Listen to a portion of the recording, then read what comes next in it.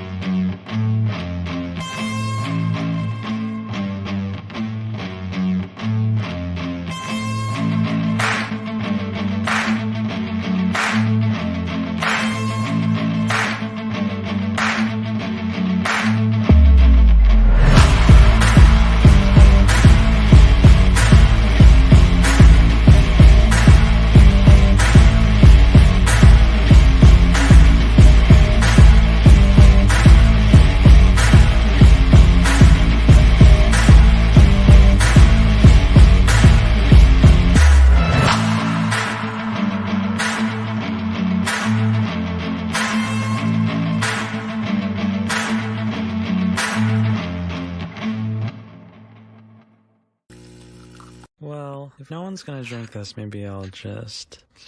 Ugh, that's terrible. That's...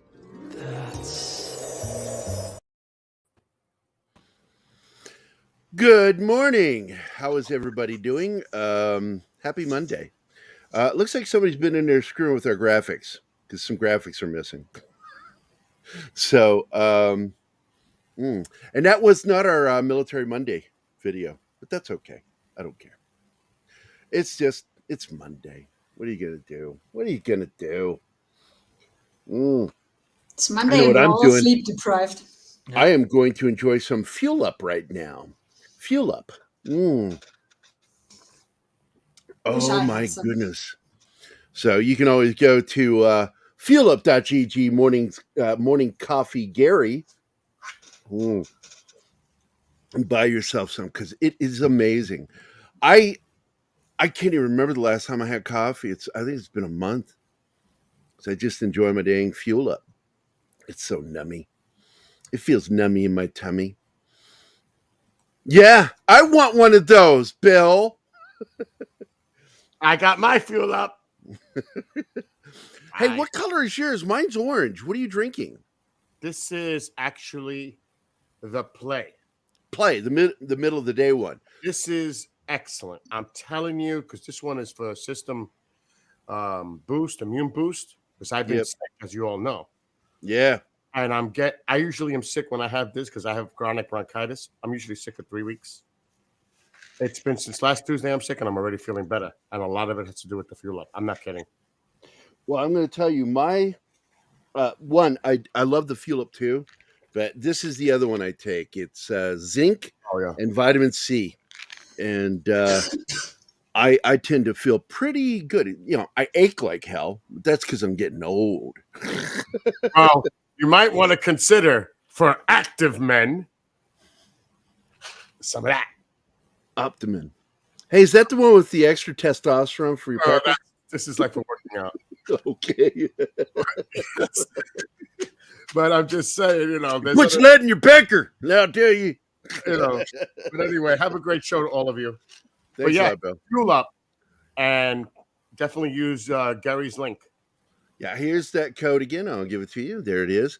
Go to fuelup.gg/morning coffee Gerry and enjoy yourself some of this delicious, tasty morning beverage. Yeah, see you guys. See you later. All right, so he's backstage, and I want to say hi to everybody. It's out in the chat. I already said hi to Lord Thoth, but I'm going to say hi to him anyway. And once again, I want to point out that, again, Bush McFadden has become a member, and it's awesome. Help support the channel. Keep the lights on. I am having trouble right now finding someone to take Tuesday, so I'm probably going to do what I said I wouldn't do and do the Tuesday shows until I find someone to step in that can handle the workload and commit to it long term. Let's see. D. Bud Martin is here. Good morning, sir. Monkey is here. Monkey Jeebus. Hello, thank you. Come again. Let's see. Alex Moore is here.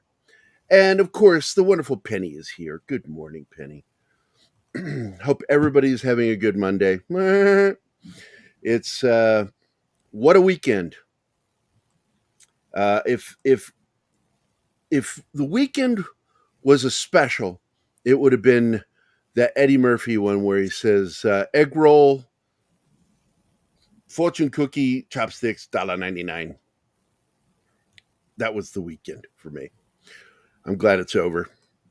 Although I did enjoy Saturday's show where we talked about Outland. That was fun, wasn't it? Yeah. It went, the problem is the watching it, doing the slideshow thing went too quickly. So I'm changing things up. Today we're going to be watching a little bit of the slideshow for the movie. I was hoping that Fahim would be able to make it, but he got picked up for another project, so he's out working. That's a good thing. And I'm not going to complain. I love that he's working so much. He is really getting a lot of work. And I also was hoping that Don would be here, but I think Don is still sick. Because he had said something, I swear, didn't he, Anima, say that he wanted to do this episode? I think he did, yeah. Yeah, because I even wrote it in the thing that he would be here. But, man, whatever he got last week, the flu, what have you, knocked him for a loop.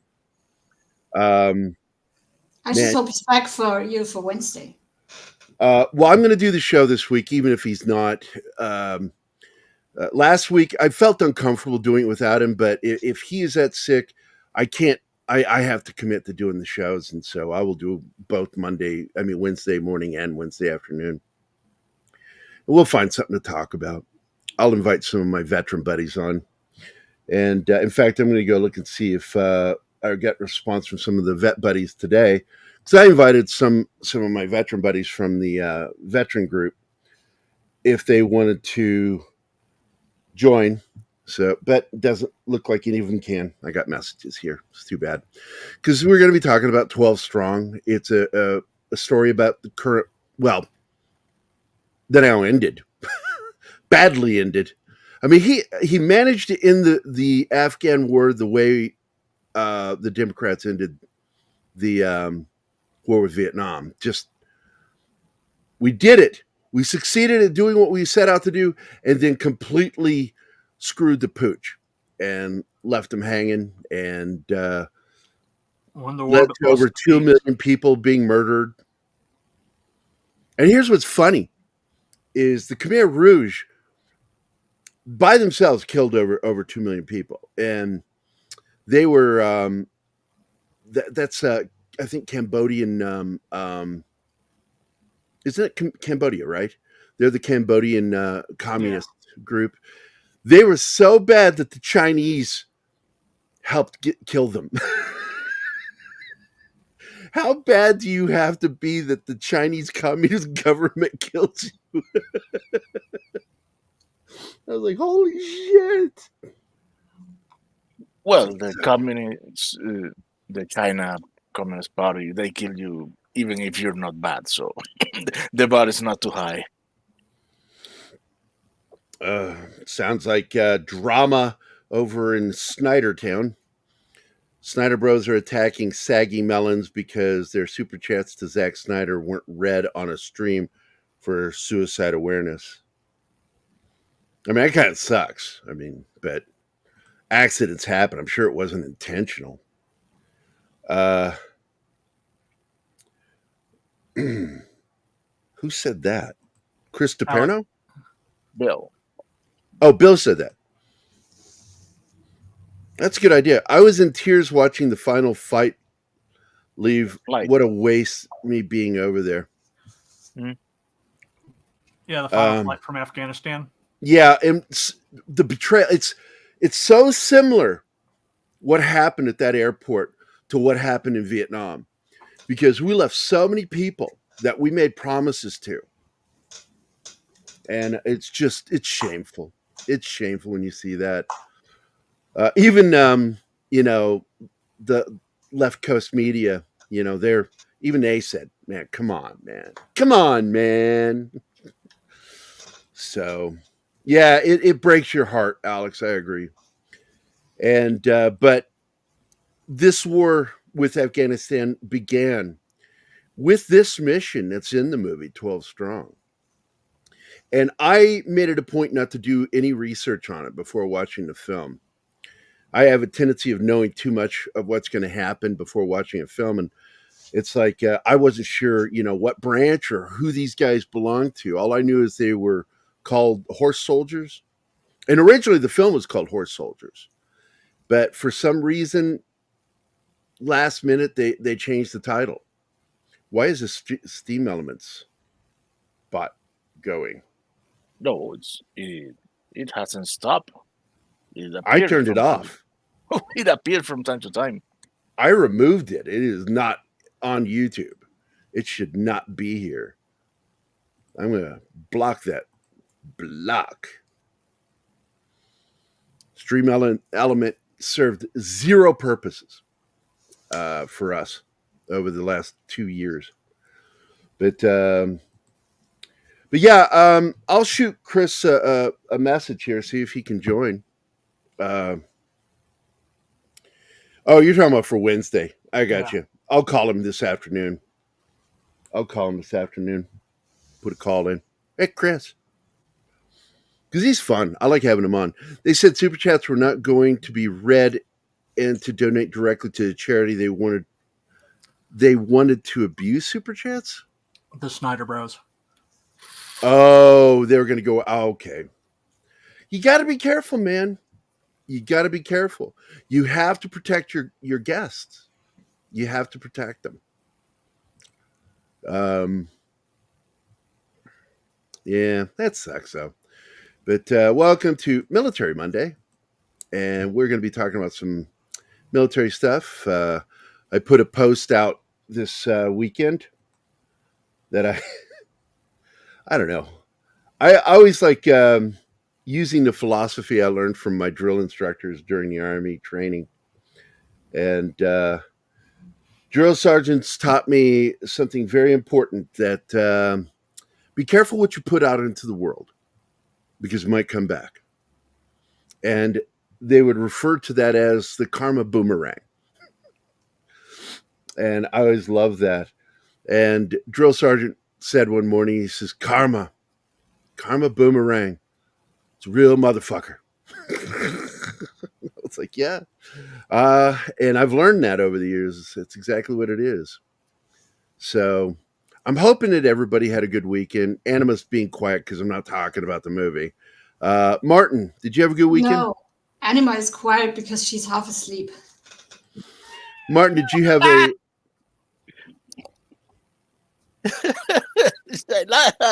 I find that funny. Oh, okay. So how was your weekend? It was a weekend.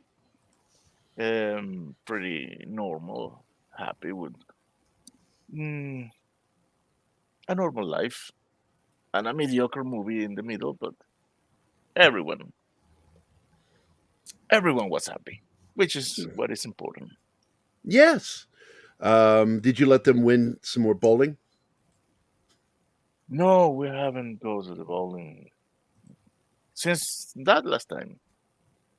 I love bowling, man. I miss it. Martin is avoiding the bowling alley now. No, I have never. I always sucked at it. I always love it. I'd always play it regardless. You know what you should try? Because I don't know if they have it down there. Fuck you. I know what you're going to say. Fuck you. What? You're going to talk about the little strips that come out. I knew it. Duck pin bowling. Because I was going to say, man, it's actually fun and it doesn't rip your shoulder apart.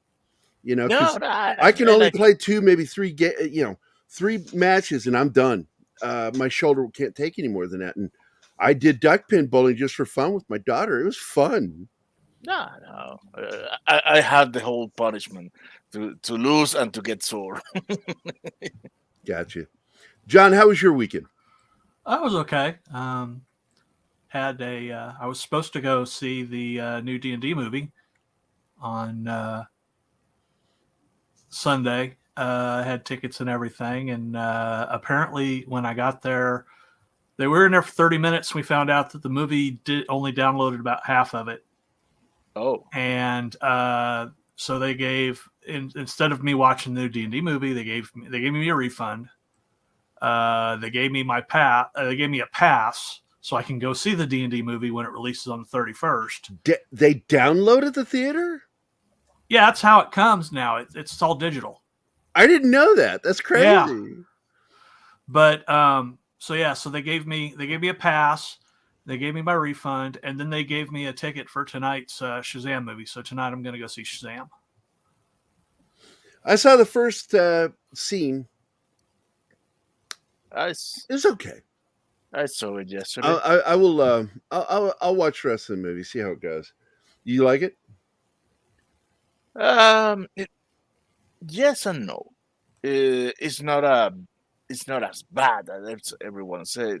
I didn't feel like I waste my time nor my money, but it's definitely it's not as good as the first one. Yeah, and that's pretty much all I've heard. It was good, but not as good as the first, and which sucks, But it's not going anywhere anyway. I don't think there's a future for that character, because they've shut everything down. I don't even think that Ezra Miller is going to continue. I see that they're going to probably just.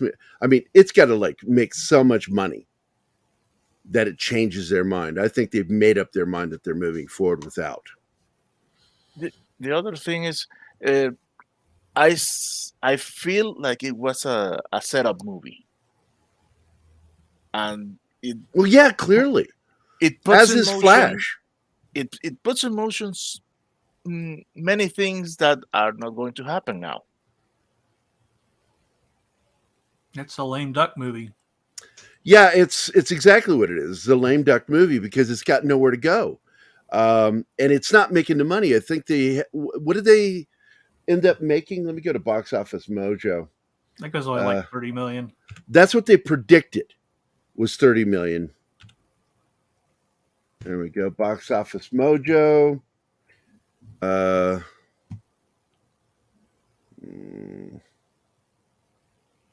see, Penny, I'm pretty sure you're going to enjoy the movie because it is an enjoyable movie.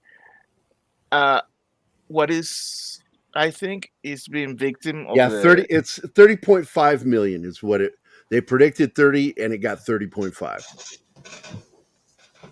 That's not good. No, this movie has been victim of the whole cinematic universe mentality. I try not to think about it. They alienated a large portion of the audience that loved these characters in these movies, and so now they're like, why should we invest in you now? It's a huge mistake how they went about this. Not that they went this direction, but how they went about it, and they absolutely alienated a portion of the fan base. The worst thing was dumb. The Gunn should have Warner Brothers. They shouldn't have released all the information they released because they killed all these three movies. Well, also James Gunn needs to shut the F up on his Twitters, going after fans and going, just saying some of this stuff. I mean, going after Mikey Sutton was stupid too. Yeah. I mean, whether Mikey was right or wrong doesn't matter. What matters is you are the mouthpiece of Warner Brothers right now for DC.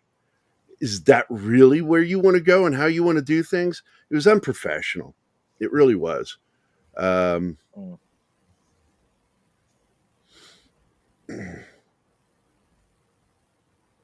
and it does. I mean, he's going to keep Margot Robbie. Well, it would be crazy not to because fans love her. Everybody loves her. So well, fans love Henry Cavill too, and they gave him the boot. That's still. I have an opinion on that. That's based off of what I've seen and how I read people, and it doesn't go with what Mikey says. It doesn't go with what Tom or any of the other guys says. I believe that when things blew up with Ben Affleck, Zaslav just said, cut them all loose. Keep only what we've got right now, and then we'll be rid of that soon. And he says, reboot the whole thing. And Kieran even agrees with me on that read. Keith doesn't. Keith and I've had an argument last week, and I'm like, one of our arguments, not a real argument. It's not like, none of those arguments. We just have this thing where I just go, that's just bullshit. No, I don't agree with what you're saying at all. I think you're misreading the situation. Joe's in the house. Hey, Joe's here. What's up, Joe? Andy Morrow dropped in too. Woohoo! Yeah. From the UK. Yeah.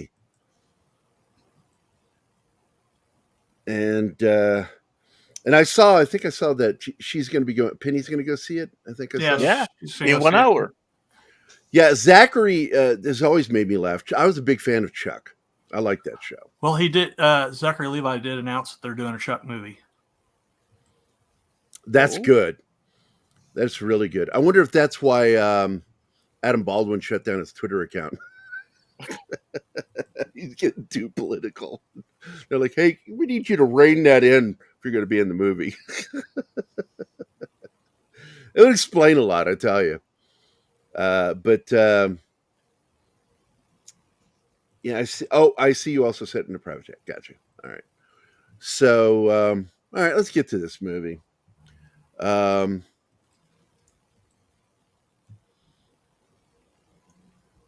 And open. Here we go. So, of course, the film stars Chris Hemsworth as Captain Mitch Nelson. All the characters in the film are based on real people, the real guys that fought there. Michael Shannon plays Chief Warrant Officer Hal Spencer. And I always make fun of the fact that, you know, it's like Michael Shannon, you know, he's got a mouth on him when he talks about people involving politics. And it's like, for a guy who never served his country, he sure is mouthy. Yeah, it's tough.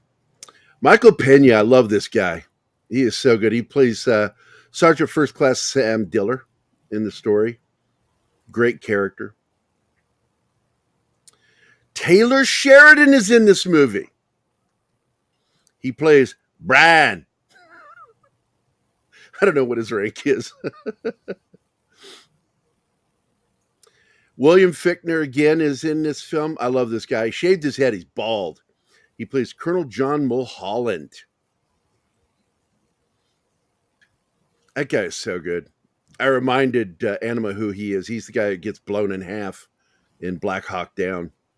Yeah. There's Trevante Rhodes as Ben Milo. He's a good character in the film. I enjoyed his character. Good actor. He's a fun character. Jeff Stoltz as Sean Coffers. This guy always cracks me up. He's had a couple of shows and they just don't have lasting power. And I wish that he would get another new show because he's funny as hell. In fact, one of the last things he did was with Michael Clark Duncan before he died. Rob Riggle, who is a real Marine in Afghanistan. And a Chiefs fan. What? And a Chiefs fan. And a Chiefs fan. Plays Colonel Max Bowers, who kind of starts out, you don't like him. But then, that's typical for most commanding officers. Thad Luckenbill plays Vern Michaels. And all these guys, because there were 12 of them. And there's this one moment in the film, I want to remember to point this out, that they split up. And the guy actually says it. It's never a good thing to split up. Never a good thing to split the party. Yep. They have no choice, though, in that situation. Yeah. Yeah. Naveed Neghaban plays General A.R. Dustum. He's an interesting character. I really liked his character in this film. And then, of course, my dear friend is in this film, too. Fahim Fazli is Commander Khalid. And he's a good character. I like seeing him getting work. I really do. And then Newman Akkar as Mullah Razan. What a villain. What a villain. When he educates that village about education. Oh, God, yeah. That was one of the most intense moments I'd seen in a film in a while. Good actor right here. He's the one who gets shot in the car at the end, right? Yeah, Wasn't that him? yeah, it's him. We're giving away the ending. Awesome. Yeah. Before watching the film strip, I just sort of like, you did that, and I went, what? Really? They all die. Just dropping spoilers for left and right. That's Anna. Come on, everybody knows how it ends. I know, but I wanted to save it for the end of the thing because we're going to be watching the film strip. Oh well, And- what matters is not the end, but the journey itself. It's the journey. Anima's our own version of Tom Holland. And of course, this is the declassified true story of the horse soldiers. 12 strong. Oh my God, spoilers. Thanks, Alex. Jacob is here. My good friend Jacob. All right. Another Springfielder.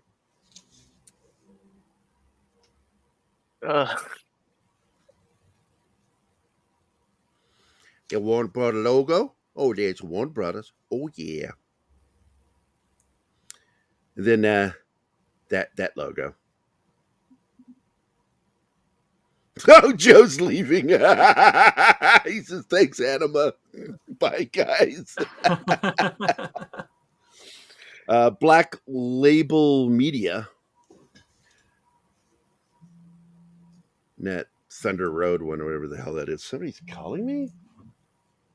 It's going to be the doctor's office. Yeah. No, it says suspected spam call. Yeah. Oh, Cancel that fantastic. And they do this thing at the very beginning of the film where they remind us of all the gnarly things that happened before 9/11. And then they show a snippet of a conversation between Putin and Bush where he was saying something's building. It's building up.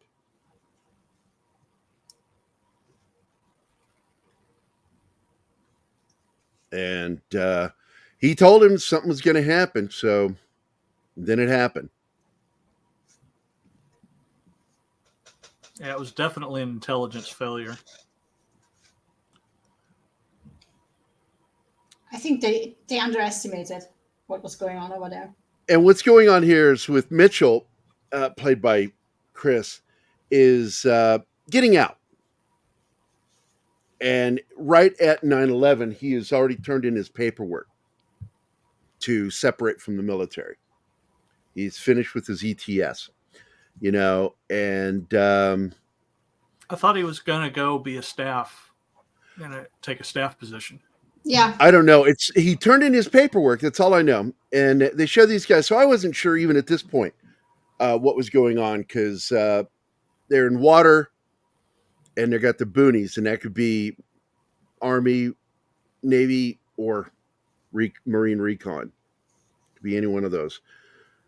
But the minute I saw the patch on the arm, I'm like, yep. Green Beret. Army Special Forces, Green Berets. Not to mention Chris's character has the Screaming Eagle patch. Yeah. He's airborne.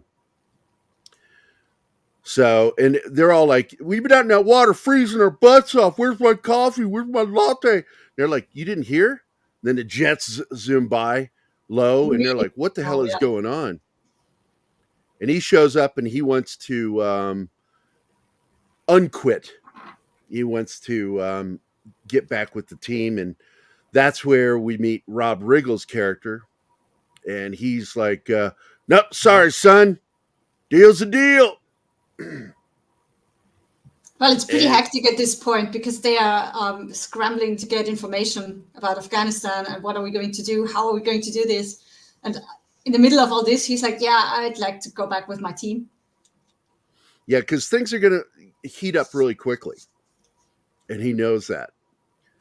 And so he's telling him, man, look, man, you're out now. You go do your thing with the other thing you're going to do. But then Michael Shannon shows up. Michael Shannon is, no, I need my captain, And so he goes in there because he's current team leader. and he demands he be brought back. And they're all watching what's going, because it's still actively happening while in this scene. Yeah, but the problem is that he doesn't have combat experience. He's been a captain for 2 years in training, but he doesn't have combat experience, and that is the main issue that his boss is having.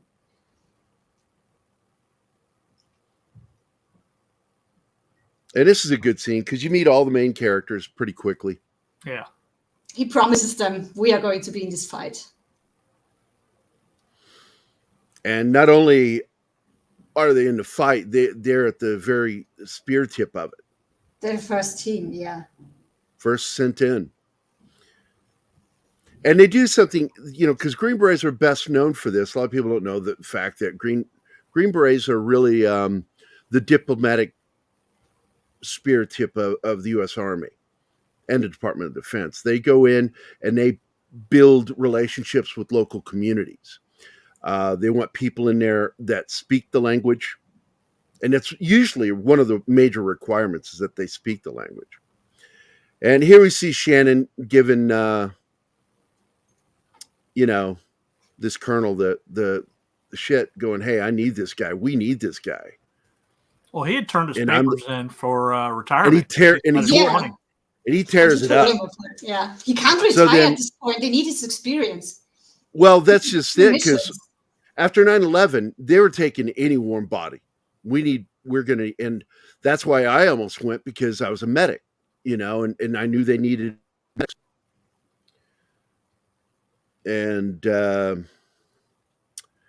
he's got to go home and tell his family. They all do. Yeah. Because his wife and kid they had plans. And yeah, this is a tough scene with Shannon and his wife. She's not happy. Well, he's getting out. Yep. God, the thing about Michael Shannon is he always looks scary. He does. He does not have a likable face. He's always talking like this. Well, in Groundhog's Day, he's not scary, at least in that one. Hey, I got to tell you, I like that. It's very keto friendly, the double down. There's no bread. It's just chicken. I like that. Morning, Vinkman's girl. How are you today?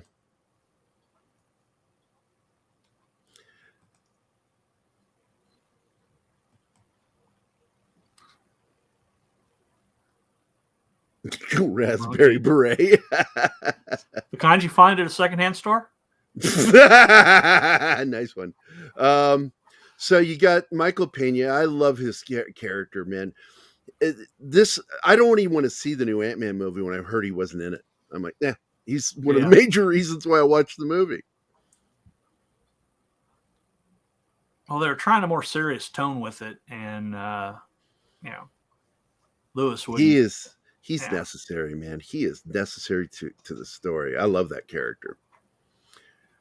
So we get to see those moments. I like when they do this in war films, because it doesn't just go straight into the action. Instead, it shows, the stuff that happens with the family and the impact it has on them.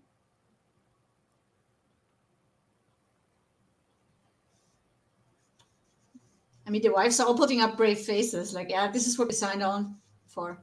Yeah. Getting married to soldiers. Except for Michael Pena's wife. She's like, she ain't putting out. You go back, nothing, nada.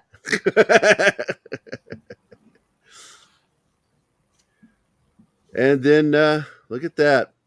And once again, you have the Army's Chinook, which it looks completely different from the Marine Corps Chinook and the Navy Chinook.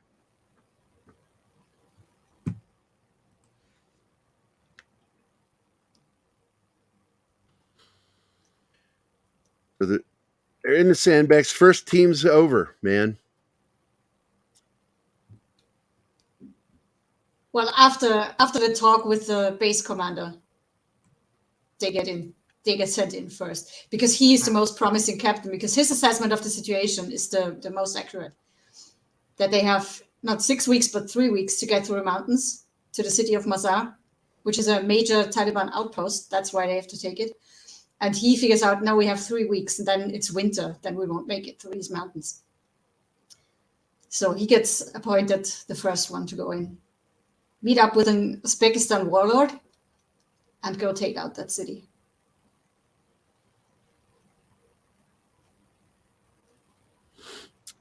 Man.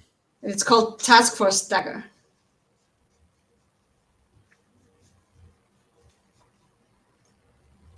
Man, does that bring back memories? Was it Operational Attachment Alpha 595? Yeah. There he is. There he is, yeah. With that shaved head. It freaked me out. I'm like, holy shit. That's Fichtner, man.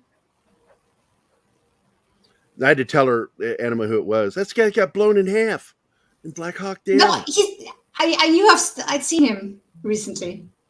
I just didn't make the connection to Black Hawk Down. When he said it, was like, yeah, that's why I know his face. Because that scene was intense. I don't know why when I see Rob Riggle, I immediately think he's going to go into one of those crazy, weird things like he did in Step Brothers.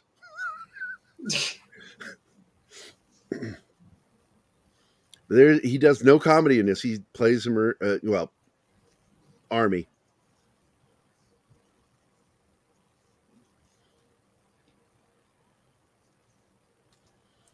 And I can't recall. This is like your typical sandbox meeting, I'm guessing. Yeah. I just summed it up. Discussing the overall plan. Yeah. They are to meet with the CIA guy who is in contact with that warlord and his army, basically. And then go take out the city of Mazar-e-Sharif, I think. Yeah, work their way to that location. Yeah. And he also gives them good advice. The most important thing to take into combat is the reason why. And he gives them a piece of the World Trade Center to take with them. So always remember why they are doing this. You know, and I'm sure there are those out there who go, oh, man, it's just patriotic. But it's like, no, it's what happened. It's sort of like when we watched that one movie, We Were Soldiers, where critics were like, we should tell my wife I love her. And it's like, why'd they have him say that? Because that's actually the last words he said before he died. They were true to what he said. It was recorded what he said when he died, and that was it. It's so cliche. Sorry, man. People are fucking cliche in real life. It happens. Yeah.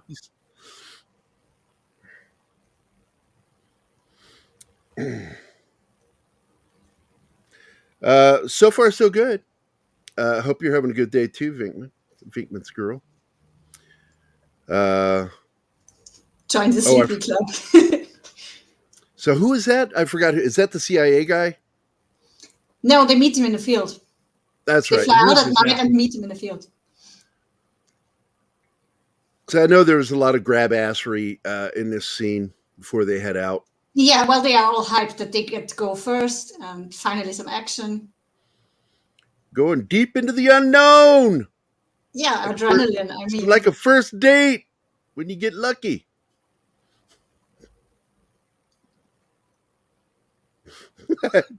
I saw that you.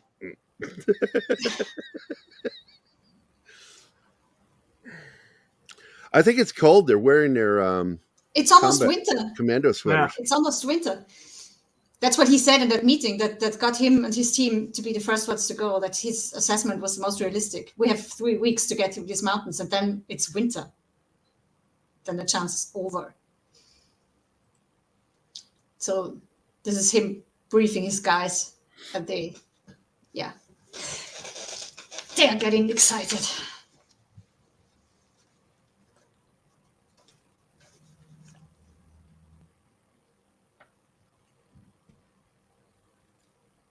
It's those typical moments where you see they're a band of brothers. That's what it is. Now, I do want to point out that one of the reasons why the combat scenes are so good in this is that Kevin Kent was the credited as the technical advisor for the film. And he, of course, is former active duty Navy SEAL. And so there's really good weapons handling in this. The combat scenes are tight And intense. and intense and chaotic. Did Anima catch anybody fingering their trigger guard? No. To my defense, though, when we started to watch the movie, it was almost 2 a.m. last night.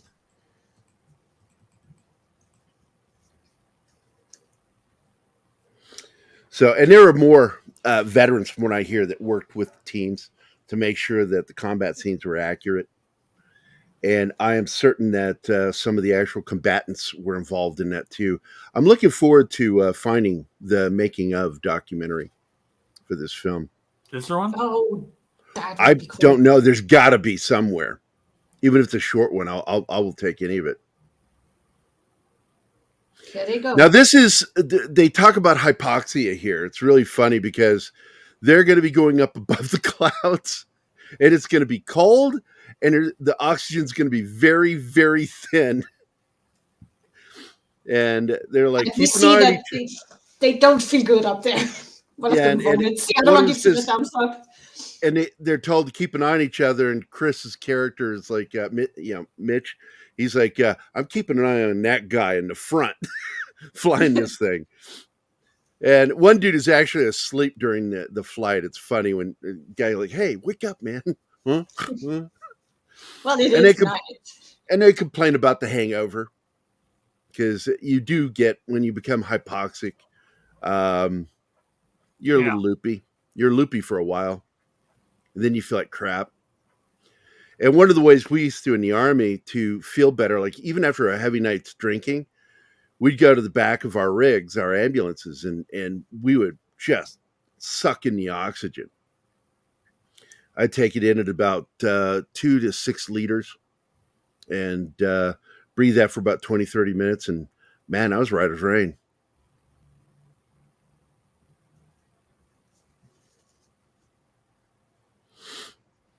You know that's freezing. Oh, yeah. Yeah. Because the back is open. It's flying with the back open. Why, though? Yeah, Michael Shannon looks like he's always chewing on a shoe. It's true. He's one ugly dude. And he always looks like he's angry. That's why he was so perfect to play Zod.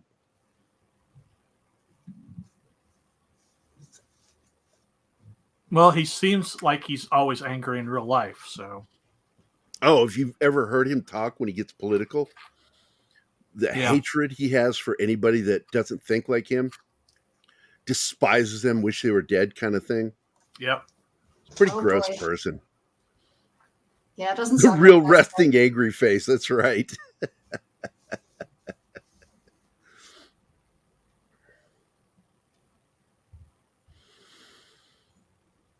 Yeah, this is a cool scene when they go, night vision. I mean, it's pretty risky to link up at night. Well, this is a scary thing because they are going to link up at night and it gets hairy because they don't know who these people are. And it damn near ends up in a shootout. You just need one nervous trigger finger and it all goes south. Thank God they were all good pros. Mm. It does get hairy, though. They get yelling at each other, threatening each other. And the CIA goes, hey, man, friends.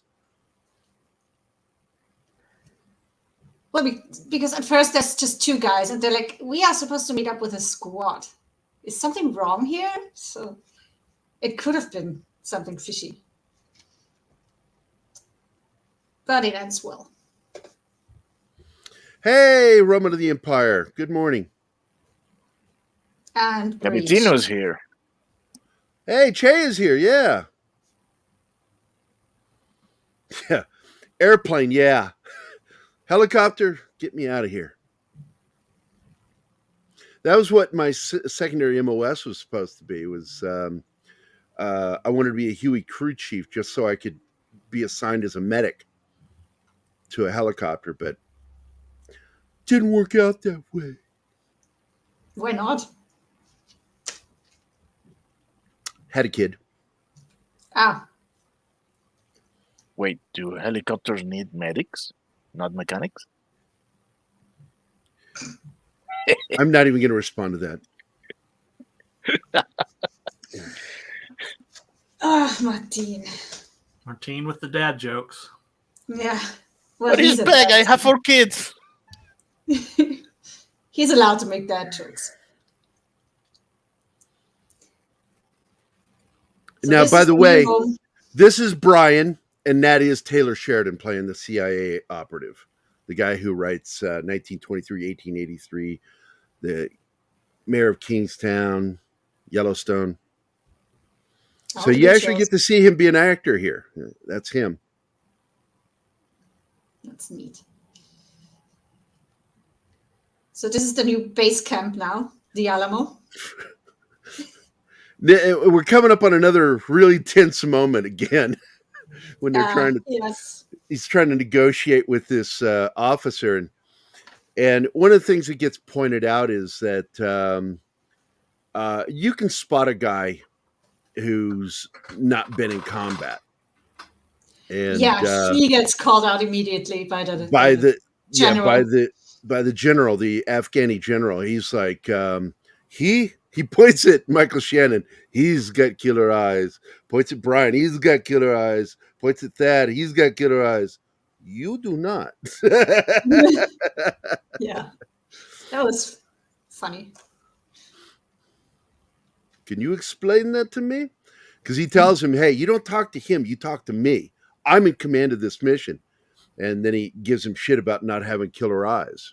Like he's never been in combat. The CIA guy won't be there for the mission because he's going off to another warlord to deliver money. Yep. Which ends up becoming a problem later. Because of the Department of Defense, the military, makes 2 deals in this movie. And you find out about it. It's true. It really happened.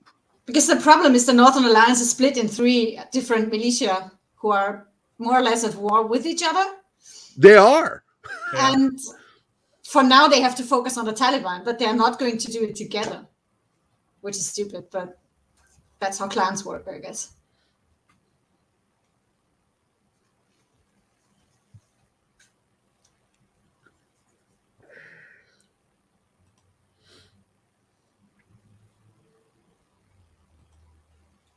Well, when your moral base system is straight out of, or not moral base, but your society is straight out of the 1500s. Yeah. Yeah, that's the kind of situations you get.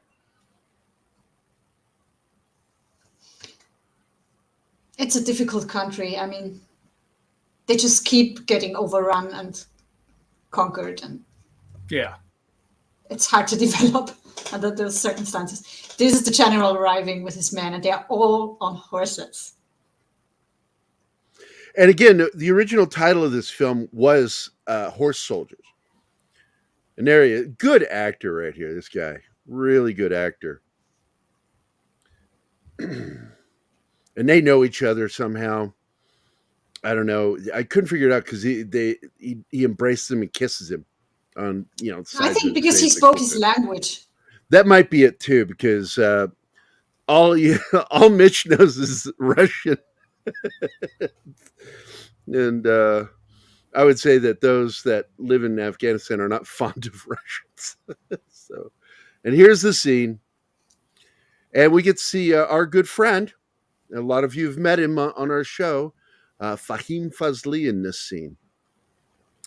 Because he's the sweetest guy in the world, but there he is. He always looks angry. Yep. He's got the biggest heart. It would have been so cool to have him on. I wish he could have been here. He didn't even respond to me. I'm assuming he's He probably not even in the country. Well, he's got like 13 projects or something. That's Yeah, it's ridiculous, dude.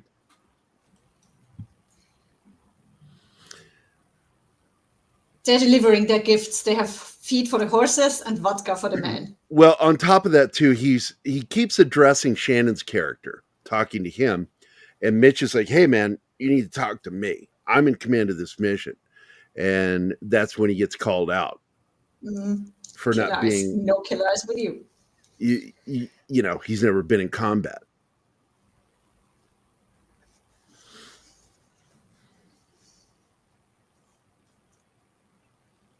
So he constantly has to prove himself to everybody, which is funny because it's Thor, it's Chris Hemsworth, and he's just the too young, too pretty, too unexperienced one in this movie. Yeah, it was fun seeing him in a role like that.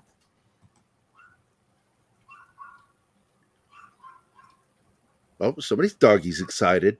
Yeah, sorry about that. Oh, is it yours? Oh, No. Oh, what are your? Gotcha. It's someone outside walking their dog. One of these little ones that get aggressive towards bigger ones, I guess.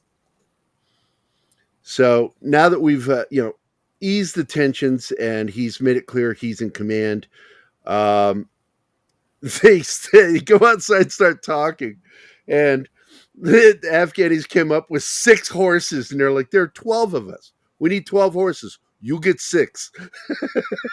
Also, none of us can ride. Well, no, Chris can, I think. The captain But can it ride. leads to that None one of guy us. going, "Hey, man, it's not really a good idea to split up the team."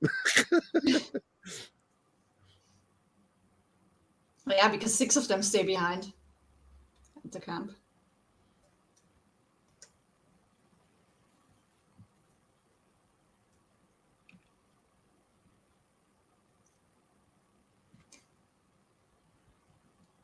And he's just always looking down on the captain. But the fact that his team stands behind him at least lets him sort of accept that he has to work with this guy. And I kind of get it because it's a cultural thing with them. Yeah. But he doesn't understand the kind of training and camaraderie these guys have. And if you knew nothing of ranks, of the military ranks, you look at Shannon and you look at Hemsworth, who are you going to talk to? Who are you going to think is in charge? And that's going to be the senior warrant officer. Yeah. It makes sense, yeah, when you put yourself in their shoes. Oh, this is the scene we talked about at the beginning. This is so intense. This is terrible. Because she's been educating the girls. Yeah, there are 3 girls and they're being questioned. And he asks them questions like math questions and how do you spell giraffe? What do you call that animal with the long neck, a giraffe? How do you spell that? She spells it. And then he asks a mathematic equation and the girl answers. And she has to. They have to answer to him, and they know by answering they are getting her in trouble, but there's nothing they can do. Nothing. Yeah, it's a smart girl. Yeah. God, this scene. Those poor girls are just losing their minds. The terror that kids like that go through over there. Because the rule is that no girl over the age of 8 is to be educated. Yep. The man, I don't know if it's a husband or what he is just begging for her to be forgiven. I suppose her husband. He's like, please forgive her, please, and he's like, no, I'm not going to have that. Pulls her, I forget what they're called, the thing that covers the face. Hijab. I don't know if it's a hijab because this is more long and I always mix them up. I always get them ornate. Mixed up. So I'm not sure if it's called that, but he pulls it off and then kills her.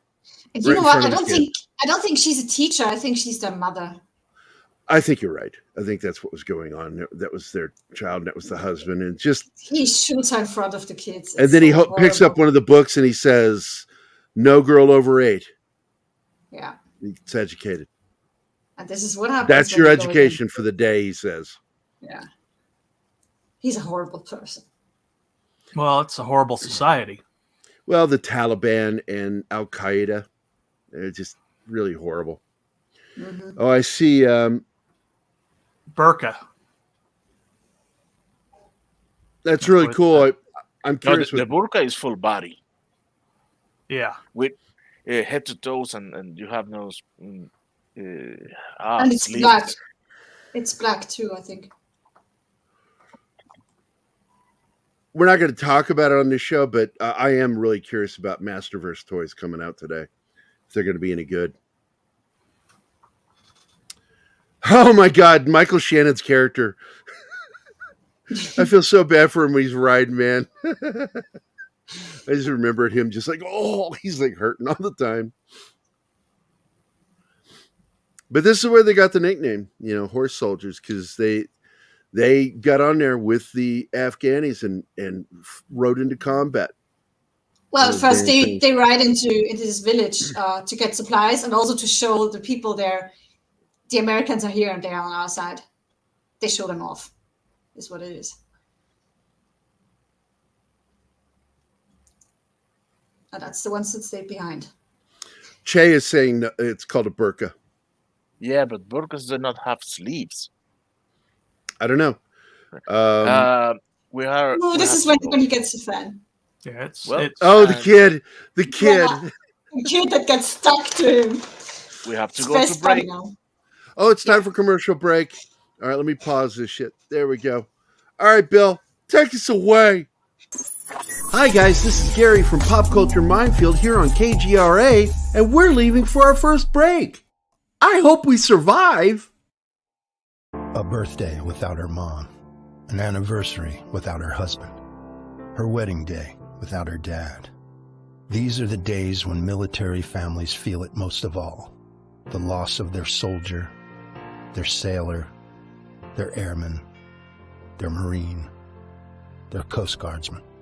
Families never forget their loved ones lost to war or illness or suicide.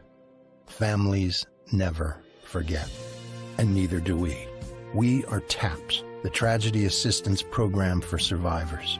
We provide resources, support, and comfort to heal the hearts and meet the needs of grieving military families, all at no cost to them.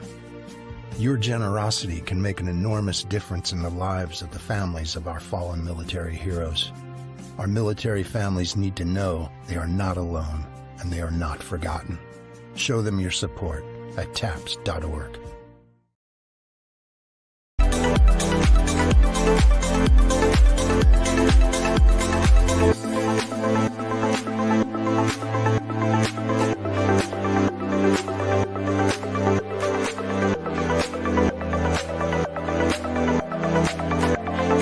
Are we alone in the universe?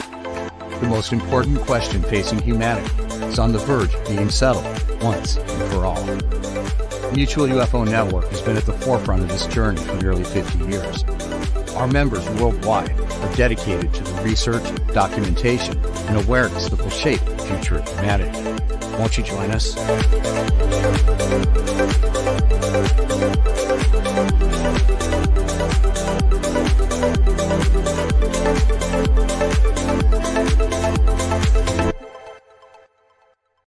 Hey members, the new KGRA DB app is now available on iOS and Android devices. Gain on-demand access to any KGRA DB programming. Download any show directly to your mobile device to listen or watch on the go. Go to the App Store and search KGRA DB. Oh wow, we survived. Welcome back from the commercial break. Now for some more Pop Culture Minefield on KGRA. My God! So, again, this episode is brought to you by the delicious taste of Fuel Up Wake. And if you want to try your own Fuel Up Wake, you just go to this link right here. It's fuelup.gg/Morning Coffee Gerry. Yummy, yummy. I swear to God, I don't think I'll ever drink coffee again until this is being made. I really do enjoy my days better. I started rough today, and I'm like, I'm feeling better already. So this is the scene where he gets his fanboy. And it's his little shadow. And they look out for each other. It's kind of a neat relationship within the film, and it's based on the real relationship between this guy and that kid. And one of the guys explains to him later why he's so important to him. Do you remember what that was? No. I was hoping you Sorry. did, because I can't remember. That's all right. It's a good scene. Where Look, he's I did just my best with my notes for this movie. I did as best as I could. Yeah, I'm not calling you out. I was just hoping that you did, because I don't remember the exact words. I just remember it's an intense scene where he's explaining to the guy, you know why he follows you like that? Because, you know, you're, one, the first American he's ever met, and two, you know, you're different, and you're a combat soldier, and he's really looking up to you. It's idol worship. This guy is so good, man. I'm telling you, the general. Mm-hmm. That's the camp at the Kobaki Caves. And they have an issue there because it's a dead spot. No radio, no GPS, which is not a good way to start a mission. Yeah, tech had not caught up yet in the military. A lot of the experimental stuff hadn't hit the field yet. I mean, they even showed the night vision they had was garbage. Night vision. 2001. It's the same stuff I was using when I was in. It's like, yeah, that stuff wasn't that good. There's only one step above starlight. That stuff was ancient. Fishner looks so weird, completely bald. I know, doesn't he? Like Daddy Warbucks on crack. An angry Daddy Warbucks.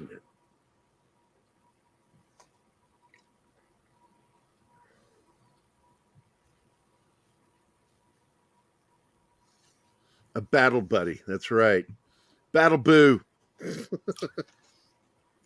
So the plan is to get close enough to the Taliban camp so they can get coordinates for the planes, because the plan is to bomb them out, airstrike.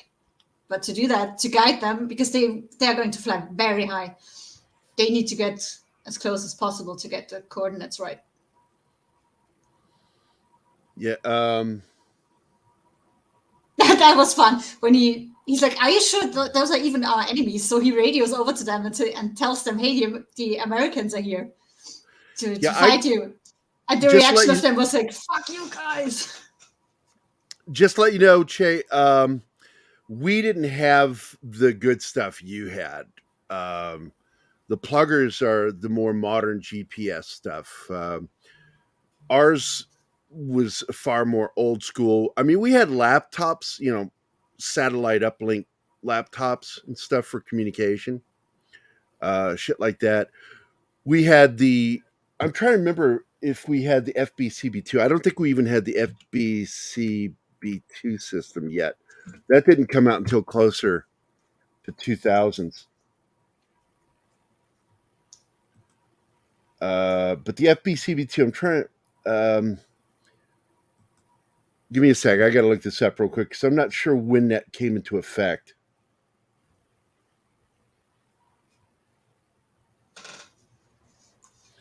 Yeah, it didn't really start getting used until Iraq.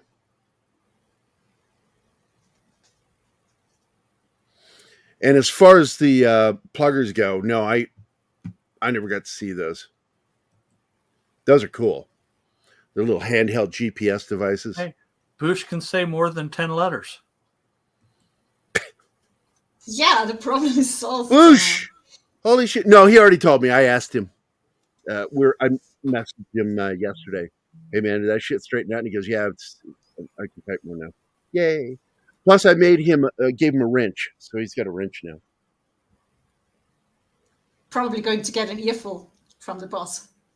What? Another wrench? No, he won't give me shit like that.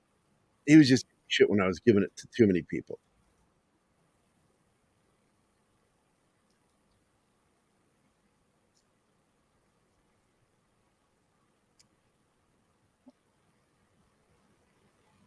Here they go. I'm telling you, it was just YouTube, dude. Yeah, it was a glitch. YouTube. This is when he gets shot at. I love this scene when he gets shot at. He's like, "Oh shit, taking fire." Yeah, well, he's doing that John Wayne kind of thing. Like, I need to get closer, and then he just goes, and one of his colleagues goes with him, and the general's like, I cannot get closer. And yet he did. He got closer. Yeah, because the first bombs missed. Because according I to love that Conrad, rocks in front of him. Look at these explosions. Did you see how many bullet holes or bullet marks, hit marks were on the front of those rocks? Oh, yeah.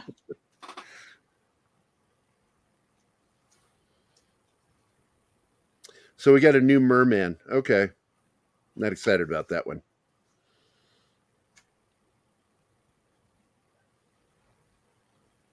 And that's Jeff to the left of him. I got to look that up real quick because he did a couple of shows I really liked.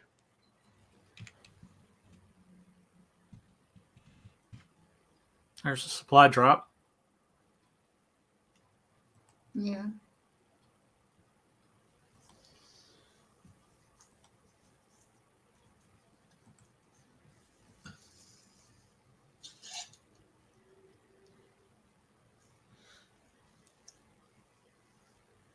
And the general still doesn't really trust the captain because he's not very open about the plan. No. The captain isn't too happy about it. And that always causes consternation with people. By the way, Jeff Stutz, the guy that was next to him there, yeah, he's the funny guy in the squad. He was in the TV series The Finder with Michael Clark Duncan before he died. Oh, I remember that. Yeah. He was also on the show Enlisted, which I enjoyed that show too. And then he was also in Happy Town, which I enjoyed that show. He's always funny. He's a good actor, but he can't get a show that lasts. I didn't realize that was the same guy. That's him right there. Hilarious dude. Good actor.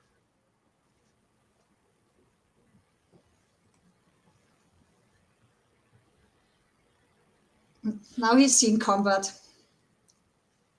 And his fellow soldier there tells him, it doesn't get easier, you know?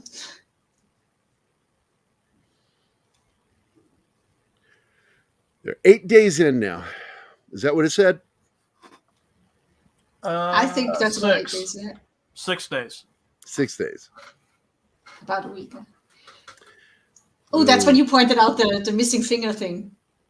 They try to buy something from the when guy? they go to buy something, I saw somebody with a missing finger, I'd be very suspicious of that dude. Yeah. I would not turn my back on that dude. Because someone is handling explosives. Oh, wait, I'm missing some comments here. I don't know what the issue was, man, and then Slim Switch on desk. Just like in PUBG, yeah. PUBG. That's the guy from the Toxic movie. Was he in that?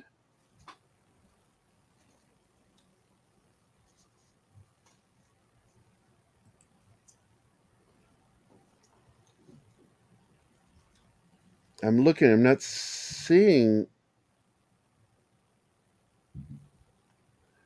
I'm not sure which movie you're talking about now.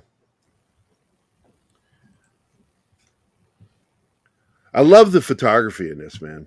Most of the film was shot in New Mexico and a little bit in California. And they did some establishing shots in Uzbekistan, which is where some of the story takes place when that fob that they're in. So cool that they actually went there. There's the kid. It's so funny when he gives the kid the lollipop and he doesn't know what to do with it. He doesn't know how to eat a lollipop. He starts to put it in your mouth. And the wrapper first. Yeah, he puts it in with the wrapper and he goes, no, you got to take the wrapper off. It's never seen a lollipop before. Yeah, this is an outstanding film, and it doesn't really get intense until the final act. Oh, yeah. Third act is only combat. And it's sort of that way with several other military films. It's the third act that just goes into overdrive, you know, and the intense combat and the intense emotions that go with it. I They serve Real beer. Wade is in the house. Hi, Wade. Hey, Real Wade, what's up? Booga booga. You have too much caffeine. Not yet. I know I am, but it's not working. I'm so tired. Oh, man. This is when they realize they're in the shit. They're on horses and going against fucking tanks. I don't know if he's conservative or what, but I do believe that he is, Chris Hemsworth is a pretty straight shooting dude. And he's very patriotic about his own homeland. And he really does love America. Yeah. And he loves playing American soldiers and American characters. And so this was a huge thing for him to get to be in this movie. I wish the film had done better financially, but it got screwed by changing its name and then by a lower than expected marketing. And I've yet to meet anybody who's seen it that didn't like it. Oh, he's totally sick of the woke crap. He's made comments here and there that's obvious where he stands. Him and Henry Cavill, absolutely both sick of it. And not the only ones. We've heard other actors like piping up this last week. Going, come on, knock it off. It makes me so happy that they do that. No, I've heard that he was not appreciative of that. He likes the humor, but he thinks the humor needs to be handled better. He enjoyed what he got to do for Ragnarok. He did not enjoy what happened with Thor: Love and Thunder. Yeah. There he just obliged his contract, and the word is that he doesn't want to come back as Thor anymore. He's lost his taste for it because of what they've done. Well, he'll come back if it's not Taika Waititi. If they straighten up, he'll come back. But if they're going to keep putting out the woke crap, he just soon go do other stuff. And he's good in anything. He's the only good part of Ghostbusters 2016. This is a very cool scene because he calls him out, the general, because the general knew that the Taliban had a supply line. I didn't tell him. Oh, so yeah. Like, how about some tactical info, asshole? But, they're just as guilty because he's not been sharing either, which is what ends up happening. He finally confides and tells him the truth. And when he tells him the truth of the situation, you'll find out when we get to that point. General says, we're out of here. We're not going to help you. Yeah. You're playing both sides, because the other military unit is working with his enemy, another tribe. Yeah. And they're putting all their eggs in one basket with that tribe. But what Mitch does, Chris's character does, is he says, we get there first. And it almost, if anybody knows their history, reminds me of Montgomery and Patton. If you know your history, that's what it reminds me of. That these two Taliban generals, even though we only meet one, like in Patton, we only meet the one general. This guy is Patton, and he wants to beat the other General Montgomery, or the other Taliban leader, to this city. And if they beat him, but then it has this other ending at the end. It's kind of reminds me again of how Montgomery got his parade. Remember that shit? And Patton had to just bite his tongue. And I think this is the scene, isn't it, where they explain about his little battle boo, the kid? Is it? I don't remember. I'm sorry. Woke titties. Oh my God, Martin. What? What Martin just said. Yeah, woke titties. Instead of Taika Waititi, it's woke titties. Jeez, Martin. Martin, you're not a good person at all. I have never said The contrary. That's why we're friends. All I know that at this point they call in the 6 guys that stayed behind in the Camp Yep. Alamo because they. And this is where you get to see Shannon on the horse. It's so funny. His ass is hurting. He's like, oh. I don't know why, but that reminds me of that one movie, the 3rd remake of Rio Lobo, where John Wayne's got the injury. He's constantly hurting when he's in the saddle.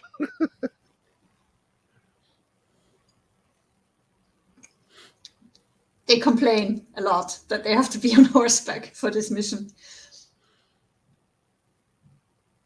But it's because of that they are, and they were top secret for quite a while. This was not talked about. And it is true. There's a scene in the film when Donald Rumsfeld is reading from a letter.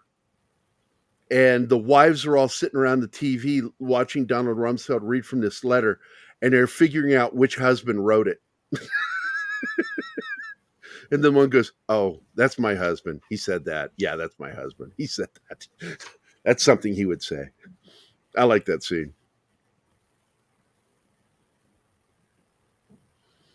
The photography is really beautiful here because if you've ever been to the greater Southwest areas right along the border of New Mexico and Arizona, I've been down there.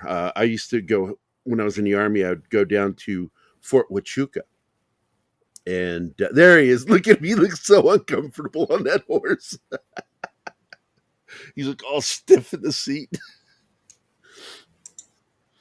And to help him down. I love that scene. I got to watch him deploy some of those balloon drones down there at Fort Huachuca. It was really kind of cool. Where they watch the border, U.S. military does. Everybody thinks the Border Patrol is the only one watching the border. It's like, no, the U.S. Army does, too. Have fun, Penny. Enjoy the film, Penny. That's awesome. Talk to you later. Let us know what you think.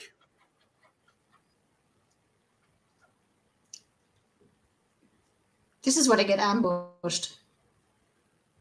Oh, man, this is a rough scene because the Taliban are hiding behind blown out vehicles and shit, waiting for him. And they get down there, and the guys up in the hill recognize it, like, oh shit, it's too late. They are right in the middle of it. Boosh.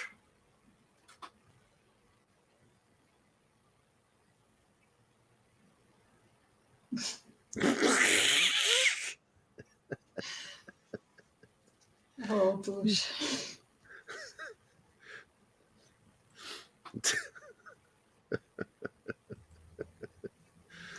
He's a little tardy. It's true.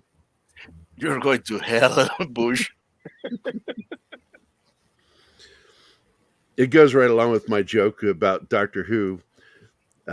We don't call it the TARDIS. We call it the slow time machine around here. It's more PC. Ah, man, this battle is so intense.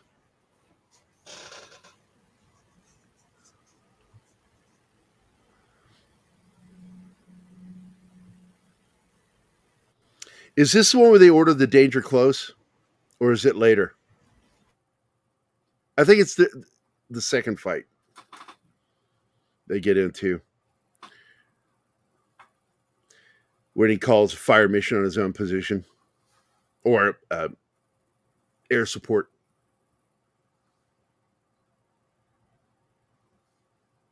I think it's the only thing I didn't like in the film was the CG for the bombing scene. It was obviously not real. Well, they didn't have that big of a budget. No, it was a very small budget. They pulled off a lot with it. And it's the only thing, I just said, it's the only nitpick I had was the quality of the CG for that, was it a C-37, I think it was, or C-17, C-17. Yeah. Oh, we lost Anima. She must have lost internet. and it 35 dropped. million.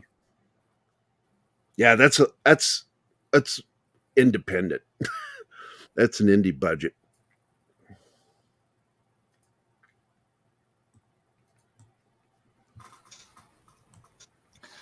And it was 30 to 40, so. And then you put that up at about 60 with the marketing. It's still under 100 million. For a war film, that's really good. And this film should have done. So it still made its money back then. Yeah, that's made good. Its money back and a little bit more. It should easily have been over 100. It should have been $150 million film. It really should have made double what it made because it's that good a film. And it's purely on the studio for that happening. God, this guy's a good actor. Did I miss the scene where he gets the call from SecDef and tells him what the situation really looks like? No, he hasn't got a call from SecDef yet. Okay. Yeah, because we are moving into the third act now. Yeah. And all the cards are on the table coming up here. Here we go. Oh, that's the moment, yeah. Yeah, right here. Now, that's what we had. See the little laptop thing he's got there? I forget what they're called, but it's how we would communicate. It's a satellite uplink. It connects directly to a satellite. Well, I know a lot of the military uses Panasonic Toughbooks. I guess those are the field issued ones. I remember I almost pissed off our XO when I said that one of the other guys needs to stop playing video games on it, and she gave me a look, Lieutenant Bose, and I'm like, I'm kidding. He didn't. He's playing games on it. You can't play games on that. It's practically DOS.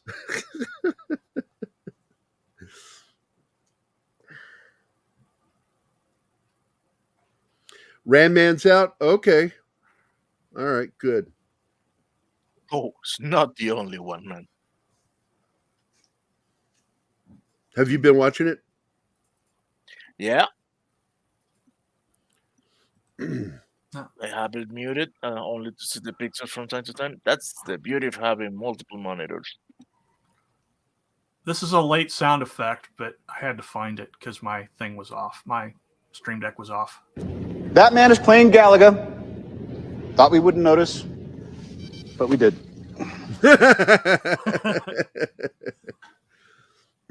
You can tell he is not feeling good. No. Yeah, he's already wounded, and he's telling him here. This is where he's telling him that they sent another team to another warlord. Yeah, and then he feels compelled to tell the general. Because he has to. Because you can't call someone out on something and then be guilty of it of yourself. So he knows he's got to tell him. And he damn near screws the mission doing it. But you got to love the candor. He had to tell him the truth. Yeah, if he finds out behind his back about that other team, it's not going to go well.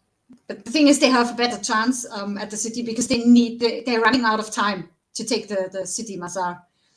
And the other team that's been sent in has a better chance from the southeast. They're coming from the west, I think. And the general blows up at those news because this is his arch enemy and he cannot let him get to the city first. So he's pulling his men And he out. feels utterly betrayed. Yeah. Although it's not the captain's fault, he's just a messenger. But the captain is willing to pull through. They have to. So that the Taliban, they are protecting this very narrow passage through the mountains. And this is where they plan to take them out. And the captain tells him, I'm going in with or without you.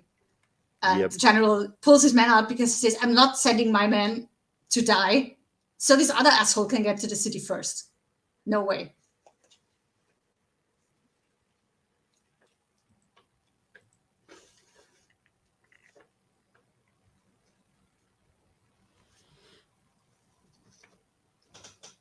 Yeah, and there he is. He's not happy. Not He's at a all. very, very unhappy camper. He tries to explain to the US, this is all Northern Alliance. You're all Northern Alliance, but there's no alliance anymore. It's 3 different militia.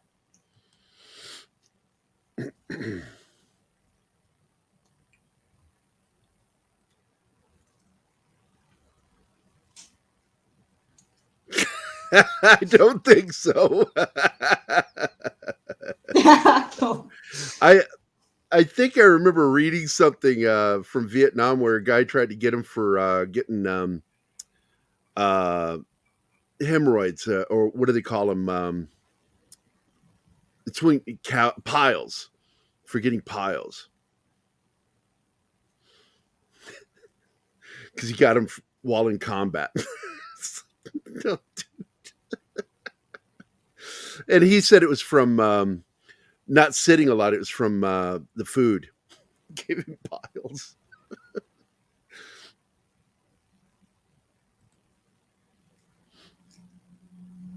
Another tactical meeting. They split up the team so that the captain and one of the other guys can get as close as possible again to get the coordinates for the planes with the bombs. And so they need snipers on the hills covering them, and it's only 12 men. I mean, some of the other guys of the Afghanis stayed, but they are greatly outnumbered here. And they know it doesn't look good.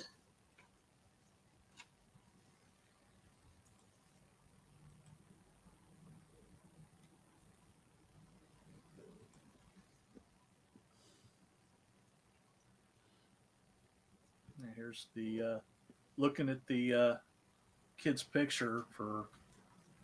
Yeah, his daughter. Because he knows he might not survive the next day. Yeah. It really doesn't look good. Here you get the snipers, and there they go, trying to get as close as possible.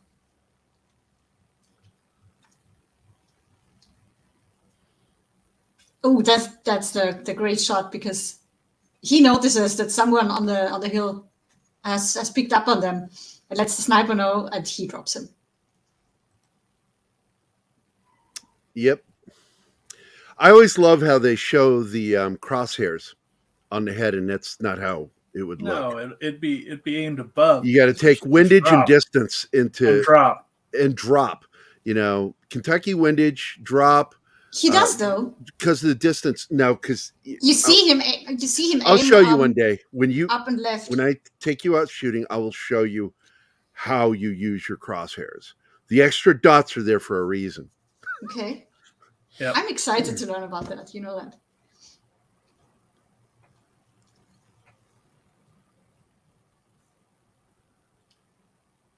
I remember the first time I learned Kentucky windage, I think I was 11. My dad took me out and taught me how to use Kentucky windage, how to gauge where to aim with the wind and how much the crosswind was coming in. Classic radio. I don't know. It makes me think of Super Troopers. What do you want, radio? Stop calling me radio. You haven't even seen that movie yet, baby. You got to watch that movie with me. We'll watch it today. That movie makes me laugh. Well, if my Wi-Fi allows for it. I don't think anybody has the PMCS horse. Ooh. Skeletor with articulated jaw. Nice. That way you can make them go. Yeah.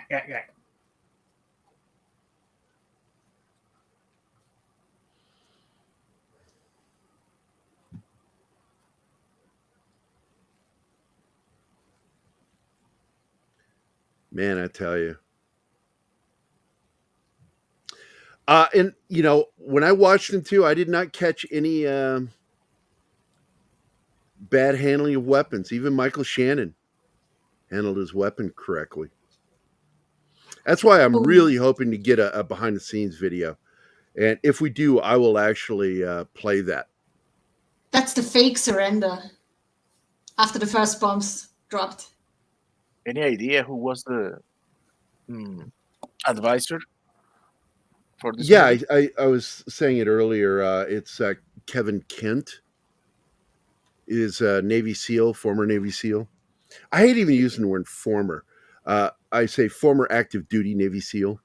And along with, they had a bunch of other Navy SEALs and Rangers working on the film. And I think even some of the real guys helped with planning it out.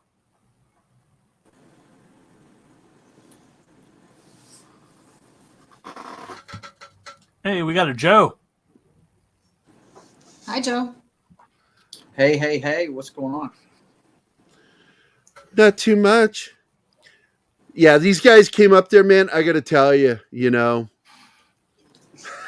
You're going to surrender. You don't have your weapon. Ooh, he's got his BC glasses on. You know what really must suck? And I know by first experience, being right-handed, but your dominant eye is the left one. Like the guy we saw a couple screens ago. What about it? Oh, he's right-handed, but he's aiming with his left eye. It's uncomfortable, to say the least. Well, in reality, you fire with both eyes open. No, but he's using the scope. Spencer's down. Yeah, this movie looks great. This is on my list of stuff that I have to catch up on. My brother raves about this flick. It's really good. It looks like it's got a great cast. I love everybody that everybody did their jobs, man. Everybody from the supporting characters to the leads, they all work well together. And I love this movie. I really did. I've avoided seeing it for a while because I'd not seen it until we watched it this weekend. It was the first time watching it. Really? Yeah, because I know a film's going to get to me. And so I put it off if I know it's going to get to me. Because I can't watch 9/11 movies. I can't. Yeah. I can't emotionally. I can't handle it. I get really choked up and emotional, and I got to turn it off. Right. Last one I watched was the one that Nicolas Cage was in. I've never finished it. Yeah, I couldn't finish it. It's rough, dude. It's just rough. Well, we got emotional over this one last night, both of us. I tried watching the one was with it World Jetliner. Yeah, World Trade Center. And then I couldn't watch the. I think Michael Pena's in that one too. I couldn't watch it. I got a few minutes in and I got emotional, and I'm like, turn it off. Yeah, certain movies are like that, man. It's that just tells you they did their job. I mean, it's yeah, I have nothing against them. Those films. No, not at all. It's like I can't watch the last. What's it called? The Passion of the Christ. I watched that movie once, and I keep telling myself I need to watch that on Easter, and I'm like, no, I don't want to sit through that again. I already saw it. Don't need to watch that again. Don't need to see it again. But I think everybody should see it once. It's a powerful film, But yeah, it's. Now I know I'm coming in late. These guys are special forces. I take it. The Green Berets. He in particular is a former 101st. Or was he? Shit, I forget. Hold on. Let me check. Because I know it's based on a true story. It is. Mm-hmm. Yeah, he's 101st, former 101st, Screaming Eagle. Did you see any interviews with him? No, I'm trying to find a documentary the making of, because I really want to see one, because I'm so impressed with this film and how they did everything. And they shot this for under 35 mil. Wow. And it really kind of Hemsworth was really just getting started when this movie came out. Yeah. But my only nitpick with it was when they dropped the ordnance. when they show that C-37 or Okay. C-17, I can't remember which one it was, drops that huge ordnance on them. Yeah. They order a danger close, fire on my position. Mm-hmm. And that plane looks so fake, and it took me out. Gotcha. Cynthia, Everything else is done. I don't know. so Did the anybody start- not get wounded in this battle? I can't remember, because I think they all got wounded. Anima, hello. Didn't they all get wounded in this? Well, Spencer gets it really badly, so they call for medevac. Yep. But the others, I think everybody gets hurt. yeah, hurt, but Look, not. I mean, just they hold it terrain. together till the end. And here's the amazing thing, because we're at the end now. I don't mind spoiling it. They all survived. Every single one of the team. The general did show up again. When shit hits the fan, the general finally comes back with his men. Yeah, she spoiled it right at the beginning. Yeah, the general left them. Okay, but No, I didn't spoil that. I didn't spoil that. I spoiled that the bad guy getting shot in the car. Oh, that's right. He shoots the bad guy. So I you wasn't could say sure they if that was him. you could say they all have a very good ad break. Hey, they all survived. Well, They just get the pretty terrain. banged up. They get pretty banged up, but not really as hurt as Spencer. Because terrain. they call in coordinates for the bombs that are too close to them, and the guy in the plane is like, "Yeah, I'm not authorized to drop them that close to you." And he's like, "Drop them anyway." Gives them the And order. they Drop get banged up. They try to get away as fast as they can, but they get banged up. And there he is. The general comes back. I love you. I love you too. That moment. Just the I was terrain. they're all- wrong. Just the You terrain had they're me operating in at would- hello. would get somebody injured. That's crazy. It's nothing but rocks. Yep. Yeah. What? Wait a minute. What's in Afghanistan? Nothing. There's Rock. nothing of value in Afghanistan. People. Actually, there's a lot of People minerals. are in there. Oh, I'm sure there's plenty of Yeah. things. It's just, but there are Yes. people, and people are always valuable. That's why Russia wanted it. The minerals. Yeah, the minerals. Yeah. From what I understand, that's a rich deposit of lithium, I think. Yeah, they've got a lot of rare earth minerals. I'm surprised China hasn't. But Oh, China's trying to. the They've the been trying century's for a still while. young.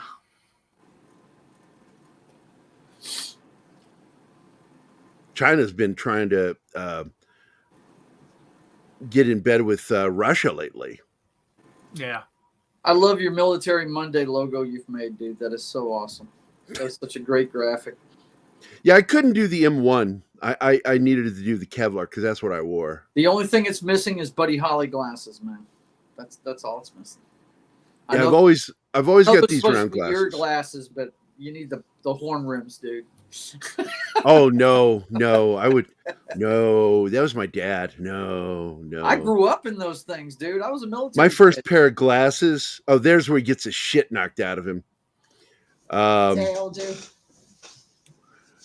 It's my dad got me aviator glasses as my first pair of glasses when I was 15. Wow. My eyes started going to shit. 15? was Dude, I 15. can't remember a time without glasses. Oh my god. You look at My me- eyes didn't go bad until then. I'm farsighted. I have trouble with things up close. Okay. We're And- complete opposites then. Hey, Kyle's here. What's up, buddy? Hi, Socks. Hey. There he is, the villain. Dun dun dun. They even gave him red binoculars. Yeah, I grew up cosplaying Buddy Holly, bro. Did you put the chiclets in your mouth? Got a few People knocked don't out. know that. I don't know if anybody knows that story. When he got in that fight at the Ed Sullivan show and supposedly got his front teeth knocked out by the drummer. Yeah, or bassist. The bassist punched him and supposedly knocked his teeth out, and he put chiclets in his mouth. My goodness. Yeah. That's a great movie. Oh man, Gary Busey at his best. He knocked it out of the park. Back before he was insane. Right, he was a young talent. Nobody. He was just a little wacky then. Yep.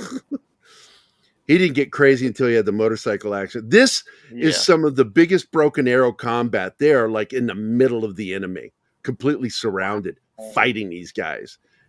And these guys all survived this. Well, there it is. There he is. There's the villain. He's in the car. They have 2 minutes.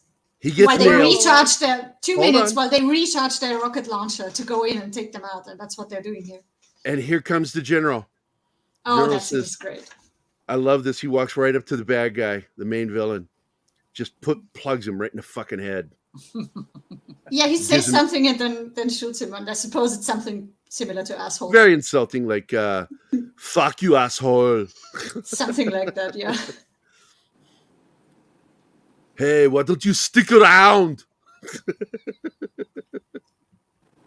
Like, whoa. Come on, Martin, help me out here. What would somebody from Afghanistan say in that moment? How in the hell am I supposed to know? Well, you're Hispanic, which is almost Arabic, and you know. You're right. That doesn't work that way. No virgins for you. He gave him a no virgins for you. he gave him a Afghani wet willy. Is what he did. Yeah, they're all so many of them are foobar, man. They're so messed up, injured. Yeah, but Spencer's the but most they have messed up. won the freaking day.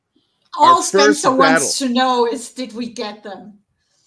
He doesn't We care had what 12 special forces with the help of a tribe of Afghani warriors and kicked the shit out of hundreds of these dudes. And it said that they admitted to the fact that they had never had an ass whooping like that, like they had against our guys. Yeah, they consider it the worst defeat. Their worst defeat, this battle. What's Michael Shannon up to these days? I know he's been doing a lot. I'm sure he still hates conservatives. I'm sure he does. Hopes too. they die. I hope you die. I just think he's talented. The guy's a good actor. Oh, he's a very good actor, but he's freaky. Yeah. Like he did a comedy a few years back, and I'm like, the Bigfoot one, and I'm like, this is not good. He is not good for comedy. The only way he's good for comedy if he plays the straight guy who's not supposed to be funny, which makes him ironic. That would be funny. I'm usually pretty good about separating the artist from the art, but he makes it really difficult. He makes it hard to do, yeah.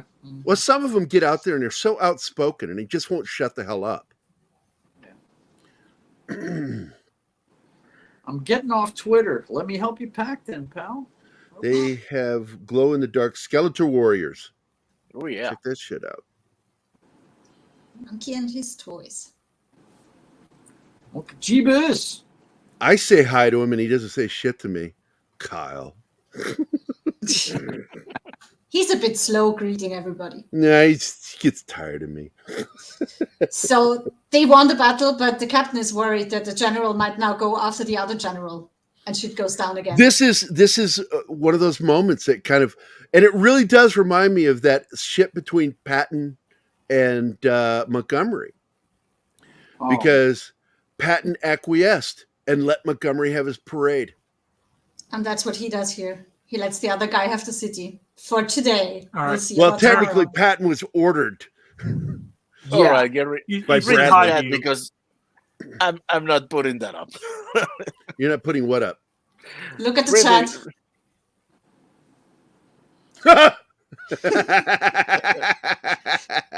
Got it, Sax. Awesome. I called him on it, so he made sure to send me some love. Looks nice, though. Oh, man. What a great freaking film. I really do love this film. Oh, what the heck happened here? Oh, my God. I got superimposed images. Michael Pena there? Yeah. Covering up the scene where he buries the piece of the World Trade Center. This is what happens when I'm doing everything. Yeah. Oops. When I have to do everything, things get screwed up. So, Oh, I love the battle buddy thing there between them. I just love this movie. Yeah, at some point, like after they get almost hit by the bombs because they're so close, it looks like the kid is dead. Oh yeah, but he's just knocked out. He's knocked out, yeah. And the moment where they're right next to each other, he sort of bumps the kid on the shoulder and says, "Thanks for looking out for me." The kid is beaming at him. He's so happy. He's a soldier now.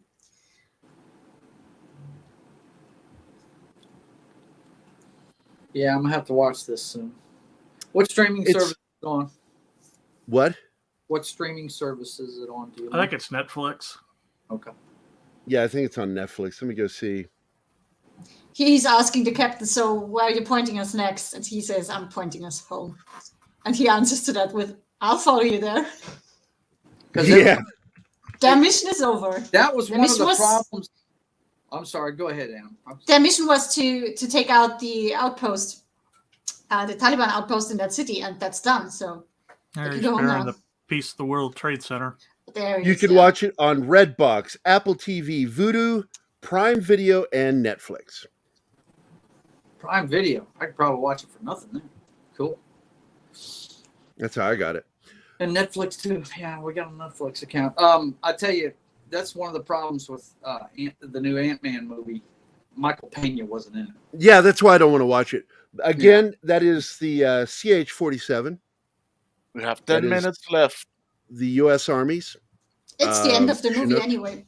Yeah, we're at the end, dude. Don't worry about it. We're good. They're back in Uzbekistan. Oh, about to it almost looks like Chris is wearing my glasses. See that? Yes. And then, of course, the Marine Corps Navy uses the CH-46, which has the shorter rear wheel housing, whereas the Army has the longer one. I love this where they're outside and Daddy's in the window looking at him. That's great. Yeah, he must have walked in through the back door, don't you think? Oh, stop it! Sorry, couldn't resist. Couldn't let that one go. Now, Anima, you know the Against overwhelming odds, all 12 members of the U.S. Army Special Forces ODA 595 survived their mission, captured Mazar Sharif by the horse soldiers and their counterparts in the U.S. military's most stunning achievements. Because their mission is classified, nobody knew about it until really latter part of the 2010s. He became vice president of Afghanistan. That's right. And that statue was erected in New York in honor of these guys. Yeah, it's at the World Trade Center Plaza. Mm-hmm. And there they are. That's the real dudes right there. I should eat, Zax. I'm allowed to. What a surly group of guys. Special Forces, baby. It's amazing that they all survived. I mean, what are the odds? Guys are good at what they do. They are good at what they do. It's just they're wearing old school camo there. They are trained to improvise, overcome, adapt everything. It's ridiculous. Yeah, that is. I love that picture because they're wearing old school BDUs. Those aren't ACUs. Yeah. Mm-hmm. And yeah, I know Anima breach, and she's not getting a video. No, I never get videos. I don't get videos for my channel achievements. Like when I put up how many months I've been a paying member, I don't get videos for that. Yeah, but I'm see, very if you're a paying disappointed. member on Sounds like some whining. Yes. Yeah, but if you're a paying member on Patreon, you just don't get any kudos at all. You're a silent partner, you know. That's why I'm a member on YouTube. I wanted to again. This show is fueled. To my name. This show has been fueled up by Fuel Up Hydration System. Go to fuelup.gg/morning coffee Gerry. Gerry. Get yourself some Fuel Up. I'm telling you, at least try the morning one. But I've been doing all of them, and I got to tell you, they really do work. The only thing I'm not getting any help with is, of course, the chronic pain I get in my spine. But nothing's going to help me with that except for... No, that's just your size, dude. No, it's my age. Fuck off. You're a Sasquatch. Go check yourself. Be quiet. No, it's my age. It's just I have degenerative bone disease in my spine. And as I'm getting older, it's just getting worse. So yay! How dare you! That's to you, Joe. Whenever we get to see a scene where the military wives are shown and how they deal with their men going into combat, I'm like, I'm so glad Gerry's. It's sort of like now. Well, you remember that, hon? Yeah. It's also in We Were Soldiers. They really focused on there too, Yeah. and so I like that. By the way, here is an outtake from the film. Hey, here's your free cup of coffee from a lady in Rhode Island. What? That one's great. Sounds awesome. Hey, that one's you. No, I've had that for a while. Okay. I'm trying to see if this one's the newest one I've had. Look out! That was naughty. I love that movie. I love Connery. Because I didn't like the comics, so I'm like, yeah, I enjoyed the film. I thought it was better. I've never read the graphic novel. Never have. Degenerate boner disease. God, Jeebus. You had to, huh? Not to mention this one. One day in the future, Anima will breach Gerry's back doors. Oh my God, I'm out of you guys. Bye. Nice smug. See you on Friday. The new Tim Drake Robin series has been canceled after only 10 issues. Yeah, it's like the previous iteration with Tim Drake went 183 issues. 183. 12 issues a year. Do the math. Saying get woke. What? Get woke. Go broke. Hey, that's what the one. There it is. So, it's a goofy rom-com about Tim and his boyfriend. Yeah, it's like, so I actually heard somebody say something the other day. They said, nobody complains when it's about a girl. I said, first of all, when there's a relationship in the comic book, it's not on the cover of the book. It's not a romance book. It's not a romance comic. Unless it's something like Spider-Man and Mary Jane, or that's different. Lewis and Clark. But when it was the Teen Titans and Robin and shit, there's action and the threat to life and limb that was on the cover, not him snuggling with some other dude. I'm like, it's just weird. Why you got to have it's fiction. It's not real fiction. And it's weird that they have included this into what's supposed to be canon.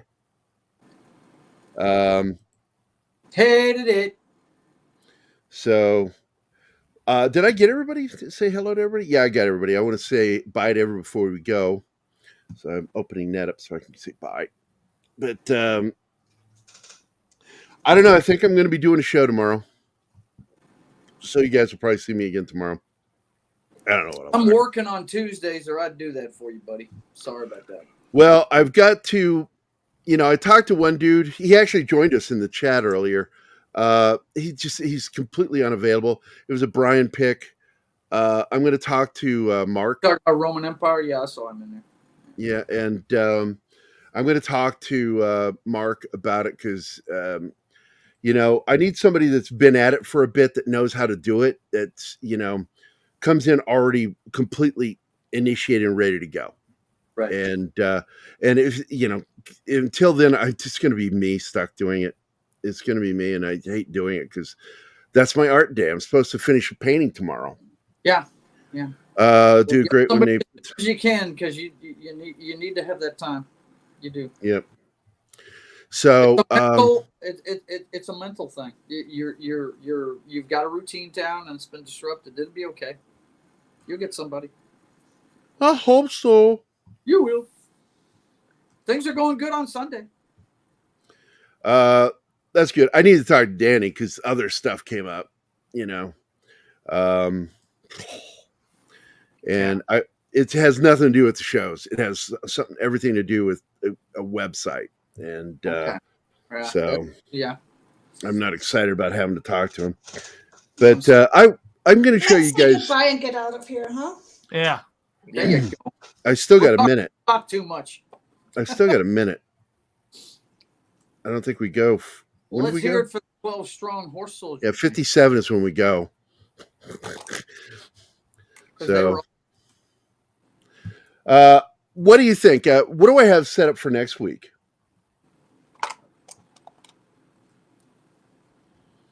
for next Monday. Okay, I'll go. I don't know if we have something set up already. The Siege of Yadotville. Poison Company C.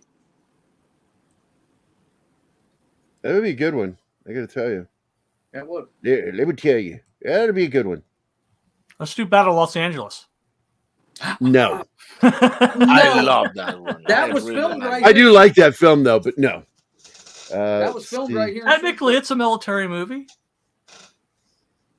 No, I would love to do it, but it's no. Matter of fact, this guy. Because Right we've here, already gone into it too much. this guy right here, to my to your right, my left, Yeah. was shell shocked from the filming of that movie. He didn't know they were filming down there, and he was driving downtown, and the ordnance started going off, and he thought he was having a flashback. Man, it freaked him out. Really? Yeah. Mm-hmm. I'm looking to see what's coming up, and I'm not seeing it yet. If not that, Starship Troopers. Oh God. I need to see that. I would like to do that, but I don't think so. I think I need to save that. For Don't get me wrong. I love Starship Trooper, but the military aspect was awful. Well, the combat was done well because Dale was in charge of that, handling of the weapons, all that stuff. Yeah, but when it came down to just the idea of how the military worked in there, it didn't work the way it did in the book, and it needed to be more like the book. Yeah. And the best military sci-fi. Let's do a landing without an air raid first. No. The best military sci-fi mix is Aliens, bar none. The Space Marines and Aliens are awesome. Yeah, James Cameron's Vietnam War movie. That's it. Right? It's like, it's not how the Vietnam War went, man. Are you kidding me? No. That guy knows about as much Vietnam as, well. He wouldn't know anything about it. As Joe Biden. Yeah, there you go. Come on, man. So I'm going to go look real quick. So for military, I'm looking for Military Monday. Man, I got a lot of Saturdays set up. Yeah, Saturdays go all the way into June. Yeah. I don't think we have something set up for next Depends on week how already. dark you want to get, man. Yeah, I don't think I have anything set up. Because I can't remember us talking about what we watch next after this one. Yeah, I don't think I have we're out anything of set up. time. Yep, let's get out of here. Hey, Bill, do it. Bye.